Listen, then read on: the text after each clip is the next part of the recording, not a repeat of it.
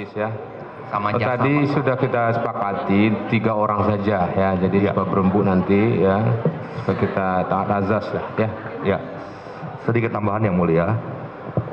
Kemudian setelah dilakukan pembelian, ketika saksi datang ke pos security Duren 3, saksi bersama-sama atau ketemuan dengan terdakwa di pos tersebut? Saya bersama-sama Saudara Irfan jalan kaki ke dalam komplek. Oh, tokonya saksi dekat situ?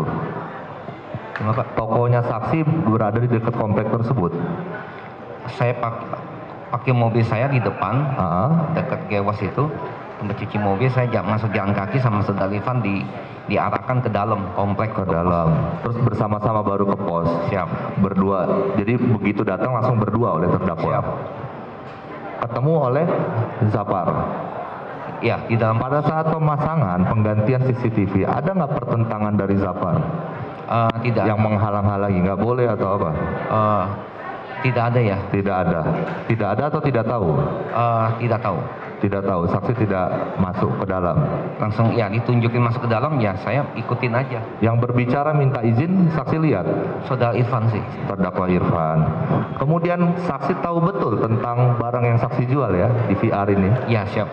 Apakah saksi mengetahui ketika dilakukan penggantian DVR CCTV ini, rekaman dari DVR sebelumnya apakah bisa tampil di DVR yang baru? Secara pengalaman itu tidak semua akan berhasil karena beda sistemnya. Nanti kalau misalnya hadis yang ini, yang A dipindahkan ke decoder yang B, nanti mesin sistem yang di B ini akan otomatis format. Bukan seperti itu saksi. Apakah dengan penggantian DVR yang dilakukan oleh saudara saksi membuat rekaman CCTV sebelumnya juga bisa ditampilkan melalui DVR yang baru? Belum tentu, Pak. Saksi kan yang memasang. Betul, siap. Dengan teknik pemasangan yang saksi lakukan, ya kan, dengan barang saksi, apakah rekaman sebelumnya tetap bisa dilihat di situ? Intinya saya tidak membongkar hadis yang di mesin yang lama. Ya. Saya ganti 1 unit sama hadisnya dalam, saya pindahin, keluarin, saya ganti dengan mesin yang baru dengan plus hadis yang di dalam. Jadi semuanya baru. Jadi semuanya baru, siap. Bukan yang lama. Siap. Kosong isinya berarti 1 ya, tera itu. Masih baru. Kondisi baru ya. Penuh. Aneh, Pak.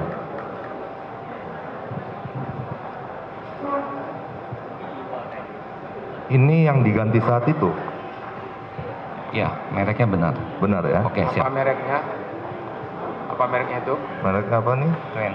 Glens. Ini yang diganti. Yang diganti yang mulia. Yang diambil dari apa itu? Yang sebelum. Berikut sama Hadisnya dalam. Hadisnya di dalam. Dibenarkan ya. Ini boxnya ya. Glens mereknya ini ya? Iya, mereknya ini. Mereknya Glens Security ini. Siap. Terus yang 2 lagi, satu lagi, saudara saksi tahu enggak? Boxnya itu yang itu tahu? Itu kardus. Yang itu tahu enggak? Yang itu ada 2 lagi tuh. Saudara tahu? Ya, itu kardus saya beli barang mesin saya. Itu DVR yang baru. Itu yang baru yang mulia. Iya. Yang merek Smeyer itu. Siap. Yang baru dan dibeli oleh saudara Irfan. Siap. Ya, kardusnya aja, isinya beda. Iya, isi lama benar. Betul. Yang lama isinya yang lama ya. Ya. Ya. Udah.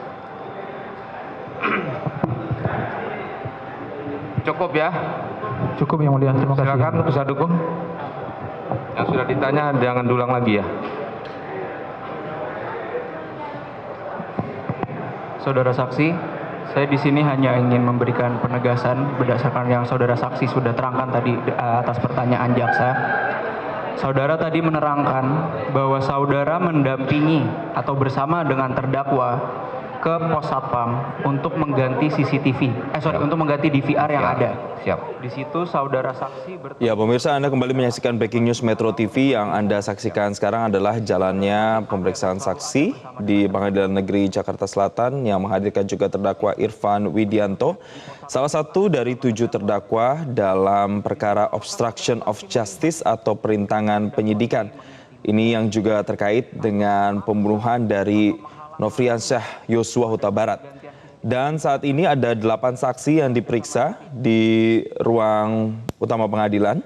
Yang baru saja kita saksikan ini adalah nampaknya pemilik usaha CCTV karena tadi beberapa kali ada pertanyaan terkait dengan pembelian dari material DVR yang juga dihadirkan DVR-nya di ruang persidangan yang sempat dikatakan atau ditanyakan oleh Majelis Hakim apakah itu dibeli dari Irfan Widianto. Dan tadi sempat sedikit kami mendengarkan bahwa kesaksian dari saksi ini menjelaskan bahwa ketika komponen DVR diganti, ini serta tidak semua komponen yang lama atau DVR yang lama ini bisa direkam atau bisa kelihatan aktivitas yang terekam di alat sebelumnya. Karena DVR yang baru dan DVR yang lama ini memiliki sistem yang berbeda. Sebelum tadi pengusaha dari CCTV ini diperiksa dan saat ini juga masih ditanyai, sebelumnya juga ada security dari Kompleks Duren 3 yang juga dimintai keterangannya, yaitu adalah Marzuki dan juga Abdul Zapar yang menerangkan ada 9 titik CCTV yang berada di Kompleks Duren 3 dan 2 DVR.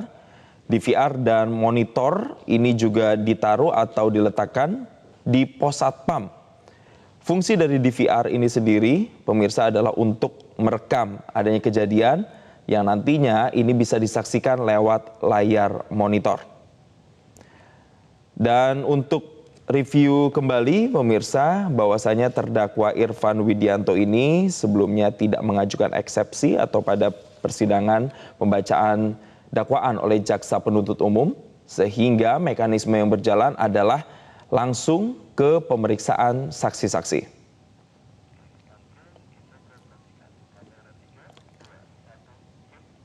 Dan pemirsa, untuk membahas terkait dengan jalannya persidangan, kami telah terhubung kembali bersama dengan pakar hukum pidana Abdul Fikar Hajar. Selamat siang Pak Fikar. Selamat siang Mas Jason. Ya, Pak Fikar, tadi kita sempat mendengar sedikit keterangan dari salah satu saksi yang menerangkan bahwasannya ia ini menjadi orang yang dibeli perangkatnya atau perangkat DVR-nya oleh Irfan Widianto.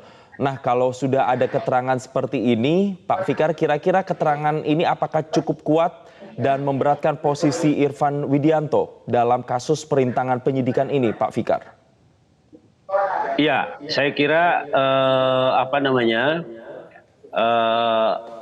saksi ini membuktikan ya bahwa ada penggantian CCTV sebenarnya gitu dengan yang baru ya, yang dibeli atau bahkan mungkin juga CCTV yang dirusak itu juga belinya dari orang ini juga gitu, sehingga dia bisa menjelaskan bagian-bagian yang memang dirusak dan bagian-bagian mana yang memang tidak bisa dirusak gitu, artinya tidak bisa diganti dan sebagainya. Nah, saya kira ini juga memperkuat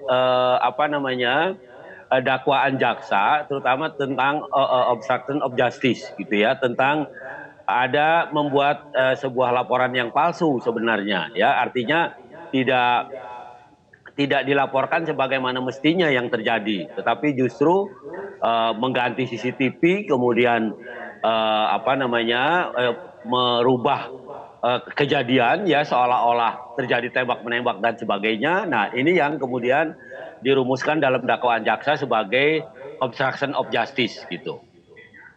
Baik, Pak Gitu, Fikar. Mas. Ya. Ya, dari komposisi saksi yang dihadirkan ini bermacam-macam backgroundnya. Tadi Pak Fikar di breaking news sebelumnya juga menyatakan, saya sederhanakan ada saksi yang langsung melihat kejadian, ada juga saksi yang tidak langsung melihat kejadian begitu. Nah, kalau dari 8 saksi ini ada pemilik usaha CCTV, buruh, kemudian satpam dan juga 4 anggota kepolisian.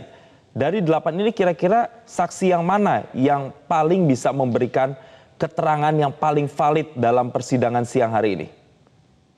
Ya, kalau lihat dari komposisi orangnya, maka ini orang-orang atau saksi-saksi yang tidak melihat langsung ya kejadian, yang tidak melihat tapi dia mungkin mendengar iya gitu, tetapi melihat dan merasakannya itu tidak gitu ya. Nah, karena itu saksi-saksi ini sebenarnya supporting saja sebenarnya ya, bukan membuktikan terjadinya penembakan gitu, tetapi membuktikan bahwa ada korban penembakan gitu. Kemudian ada perusakan barang bukti gitu ya, perusakan CCTV, kemudian perusakan pembersihan lokasi kejadian dan sebagainya. Nah, ini mengarah pada pembuktian dakwaan obstruction of justice gitu ya. Baik, ini mengarah kepada pembuktian perkara obstruction of justice.